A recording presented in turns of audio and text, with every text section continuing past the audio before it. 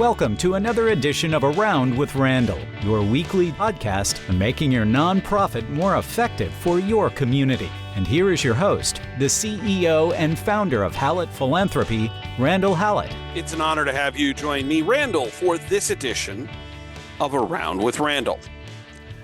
We take a leap into something that may be new.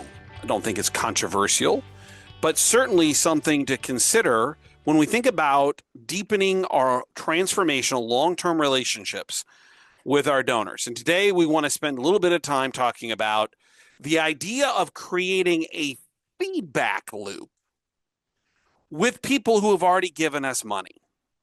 What is a way to systematize this process to get interesting information about how we do what we do as an organization, but also about the individual relationship building process that our gift officers go through? It's critically overlooked. When we think about how we build relationships, all too often, because we tend to be organizationally too transactional, we stop the relationship when we get the gift. And as we've talked about in previous podcasts, particularly with the changing nature of money and who has it, it's a smaller group of people making a bigger difference. And number two is that less people are giving just overall, that these relationships and maintaining them or have a higher level of importance than they ever have. Also, if we really believe that our industry in philanthropy, nonprofit space, is all about relationships and not transactions, then the essence or the heightened nature, the Mount Everest, is when that donor trusts us at the highest possible levels, and that it's an engagement relationship rather than a monetary one. And to show that, sometimes we can look at the options of what might be possible after the gift comes to fruition. So let's kind of start with the philosophical, and then we'll get into the tactical. Today, a little more tactical about how to do this. Why is it you want to have a process, survey, maybe your stewardship office following up with certain levels of donors individually, creating a strategic relationship that goes beyond the money in terms of how we engage our donors and what it could mean? Well, the first is that what we know from human nature is that when we allow feedback to be part of our relationship, that a person's voice matters, not just their money, that deepens the connection. Let's pivot for just a minute and posit this or connect this to, at least for me, an incredibly good marriage. Our relationship, my wife and I, is, as a friend of mine said many years ago, I've always kind of kept it in the back of my head, it's 90-10 both ways, and we don't keep track. Meaning that for the 25 years I've been honored and privileged to be married to Mary Lynn, we are always trying to figure out where do we step in to help each other, for individuals, for being a parent, for being a child in terms of our own parents. How do we pull together? And we don't keep track like, well, I did 3 things yesterday, so you got to do 3 for me today. That's the 90-10, and you don't keep track. It is what it is. But let's talk about that feedback loop. There's nobody that I trust more on this earth than my wife. And part of the reason our relationship, and I think a lot of really strong relationships, good, hearty, healthy relationships, sometimes between parent and child, sometimes between significant others, sometimes between friends, is based upon the fact that they feel like they can give you criticism. In my case, there's plenty to be given back to me. When my wife makes suggestions, maybe I've been a little too hard on my kids or set the standards too high or maybe not listen quite as well.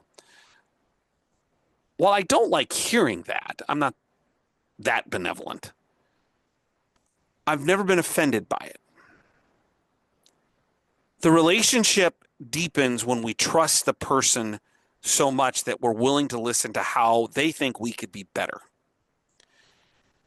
And the same is true of donors, is that if we do this correctly, this feedback loop deepens the relationship because we legitimately are telling them their voice matters to us.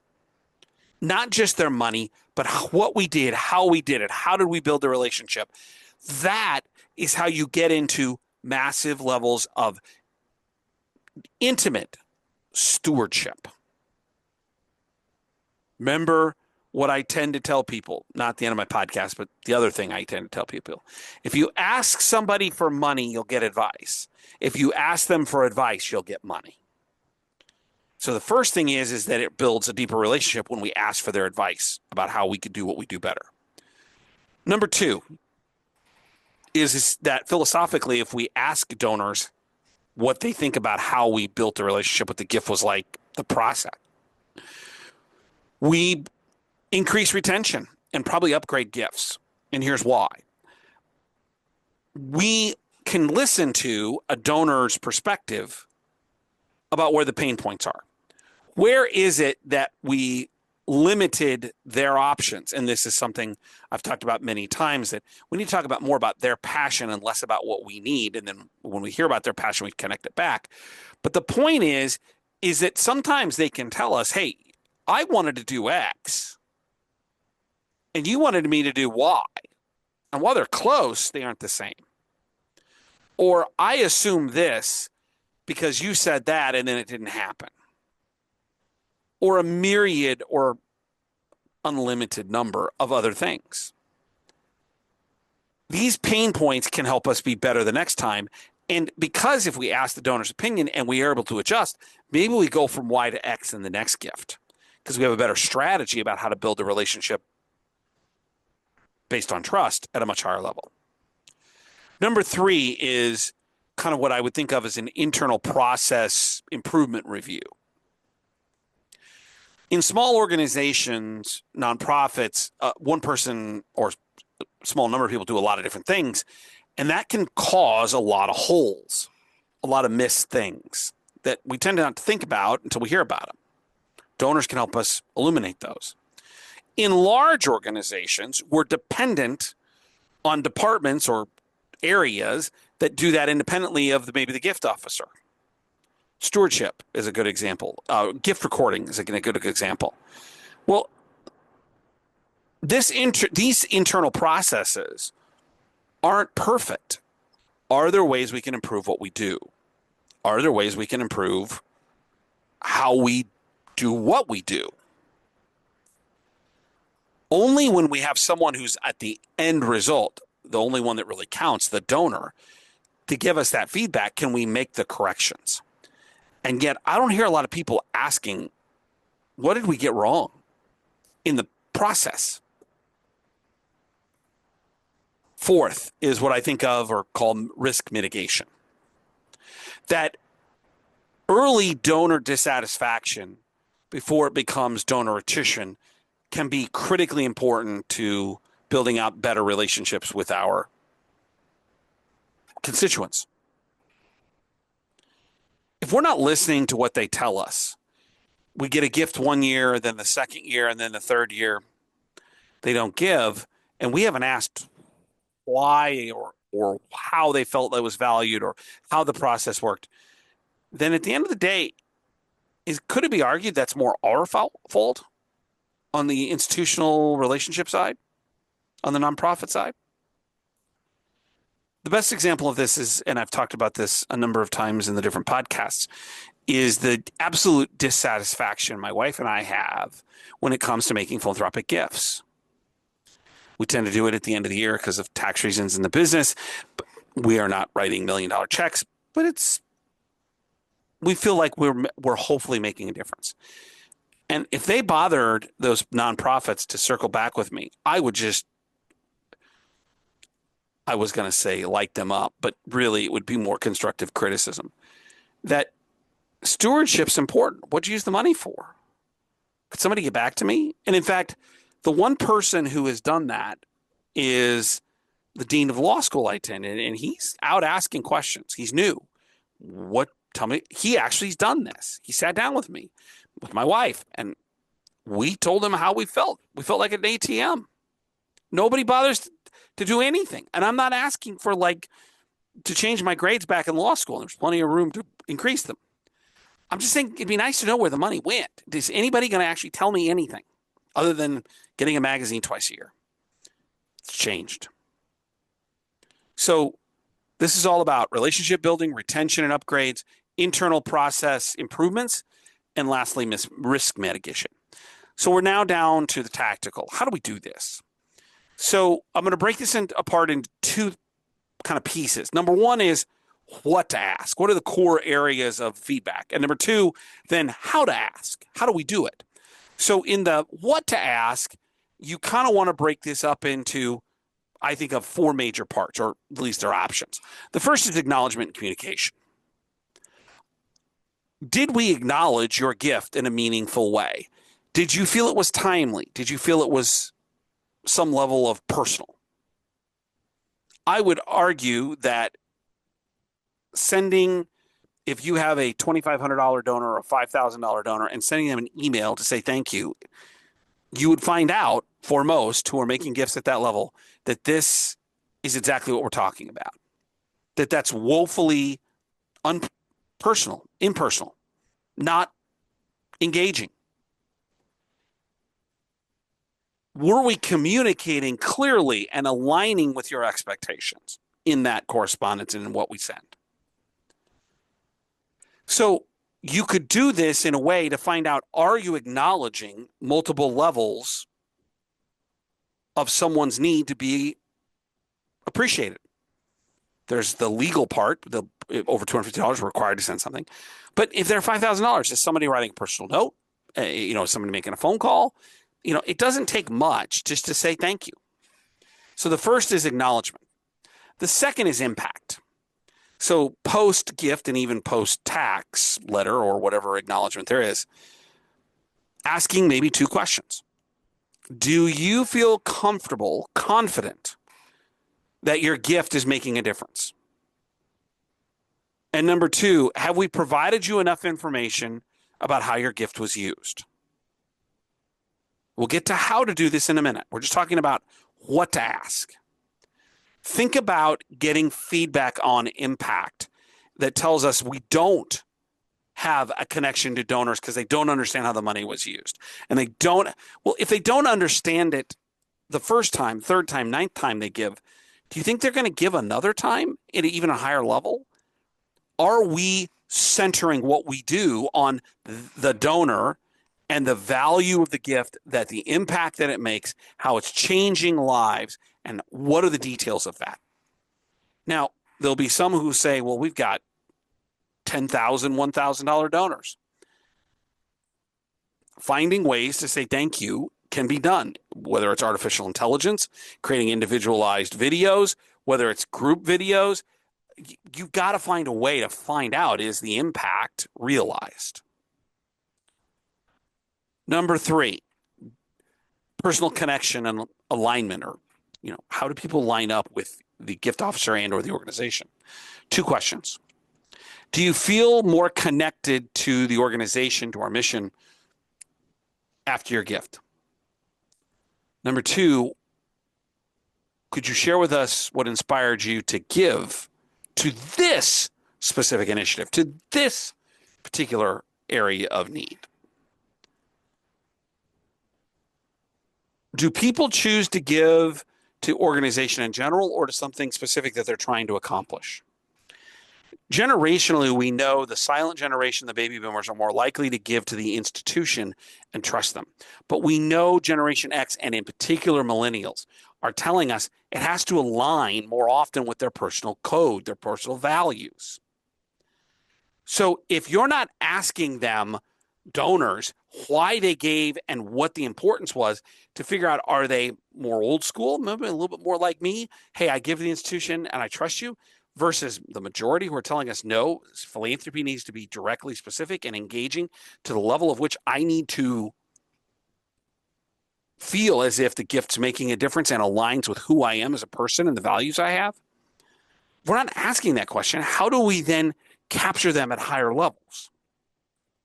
How do we begin to segment the information that they may need or want to feel good about? Question number 2 about the impact. All this is about that alignment of are we doing the things, do they understand the connection that they need, that they're looking for in order to ensure that the gift is meaningful? Number 4, future engagement preferences. If we really truly believe that one-time gifts should be something of the past, then we need to be thinking about, as I always try to talk about, the next step. Well, part of that next step is figuring out what they want in the future. 2 questions. How would you prefer receiving updates about this program or these particular needs?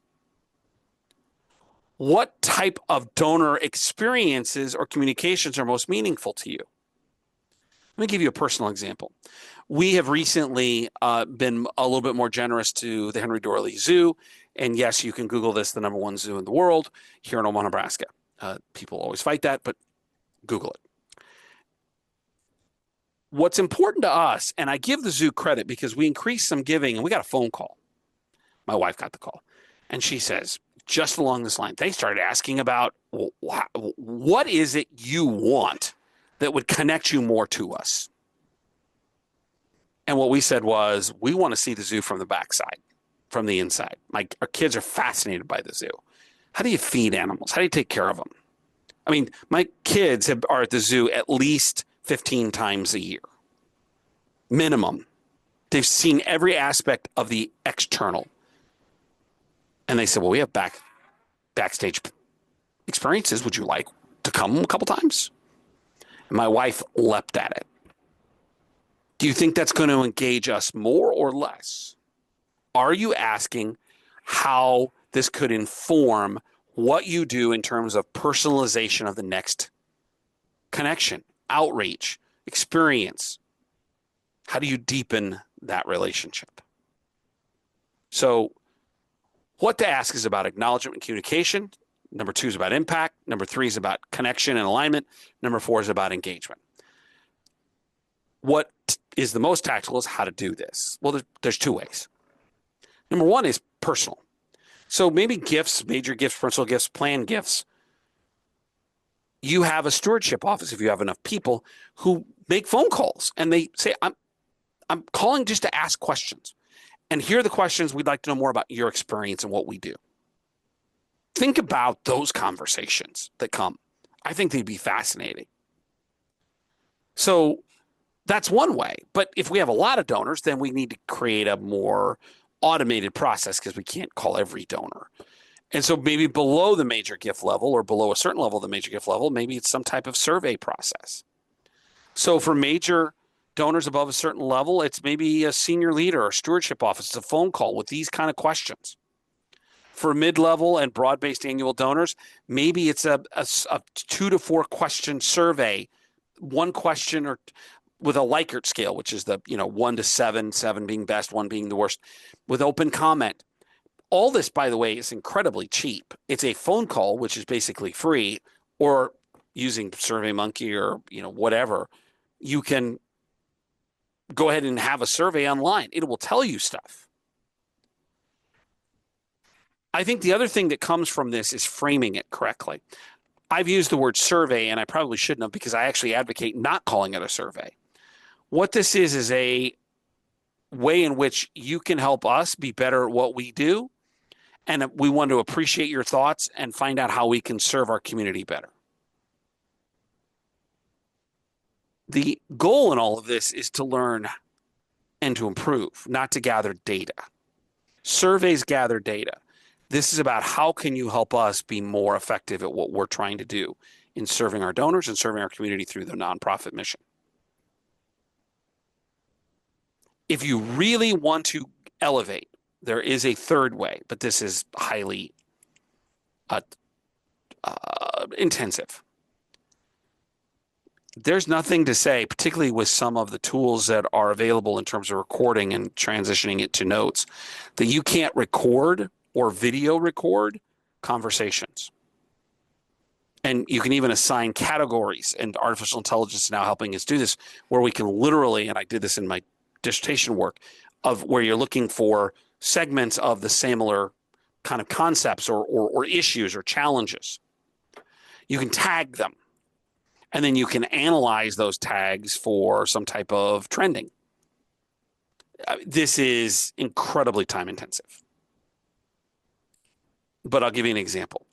You might hear often, well, you know, the thank you note was acknowledgement letter was a little impersonal. You hear it 4 times.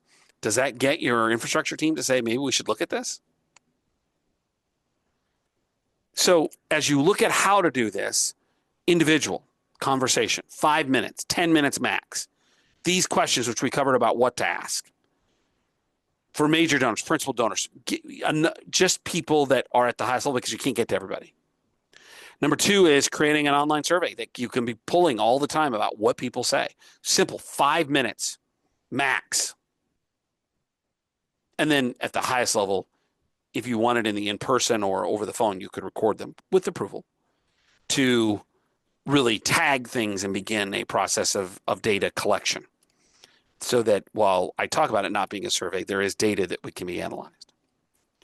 All this is to say is that at the end, if you do this correctly, it actually will create a follow-up loop. You told us this, so we changed what we did. How'd we do? Do you think donors are going to be more or less impressed or more engaged or less engaged if you actually make their experience better because of something they told you? It also increases the number of touch points. And I'm not just talking like email. I'm talking about valuable relationship deepening conversations, meetings, visits. It also may open up new recognition opportunities you don't even think about. Because someone says, I don't need my name in lights, but boy, if you did this, and I'll give you the example back to the zoo, behind the scenes tours. My wife and kids, they're dialed in for this summer with a couple of them, all because it was just offered. I want to spend just 30 seconds on pitfalls. What should you try to avoid? If you're going to get feedback, be willing to take it. There's nothing worse than giving feedback and then having nothing done, and the person thinks this was a total waste of time. Don't use canned or basic, what I'll call follow-up language. You have to make sure that it's legitimate and genuine. Number 3, don't try to collect too much data or information that it becomes overwhelming. I do love the saying, paralysis by analysis. If you get too much data, it just becomes paralysis by analysis. And number 4 is don't do it so often or too often or poorly timed where it becomes fatiguing. It has to be quick. It has to be immediate, couple weeks after a gift, maybe not at the holidays because there's a lot of things going on. You delay those. Think about how you time these things in a meaningful way. All this to say is that donor feedback, if done correctly, is an incredible tool if we do it the right way for retention and stewardship, credibility, and eventually elevation to higher level conversations. And we have to be, as I talked about with my wife and I, willing to accept criticism, to make changes, because it's not about you, it's about the organization. And it's not about you, it's about the donor's experience with the organization. And at the end of the day, it's really about the mission of the organization, helping people in the community. Action step, start with just 10 people this year. Start with 5 people in the next 30 days. Make it reasonable and small. Make it workable. All this is to say that if you're not asking, you're not listening. And if we want more transformational relationships, the idea of creating a feedback loop, and not just a one-time, a systematic process where we get donors to tell us how we did and what we did, where we can improve. If we're not doing that, then we're not deepening relationships. And yes, it could be a little challenging if somebody's critical of you. But as someone who is had many people be appropriately critical of, I'm not interested in as much that as I am getting better so that I'm not wasting time, effort, and energy in being the best that I can be. Don't forget to check out the blogs at Hallett Philanthropy, 2 per week, 90-second reads, hallettphilanthropy.com. And if you'd like to reach out to me, it's podcast@hallettphilanthropy.com. All this to say is that what we're doing in the nonprofit world is it's a little more chaotic economically, certainly with things in the government, a lot of moving pieces. Philanthropy has a way of filling that gap for those people who need it the most. Don't forget my favorite saying: some people make things happen, then some people make things happen, some people watch things happen, then there are those who wondered what happened. Getting feedback loops is about getting more and more people to be people who make things happen for what our mission and purpose is to help those people and organizations, things that are wondering what happened. I'm hoping today it gives you an opportunity to think about how you can deepen relationships to do more of what we love. You do something important. It is of value and it's a difference maker. I'm hoping today gives you a chance to further heighten that as a part of your growth to serve your community. I'll look forward to seeing you the next time, right back here on the next edition of Around with Randall. And don't forget, make it a great day.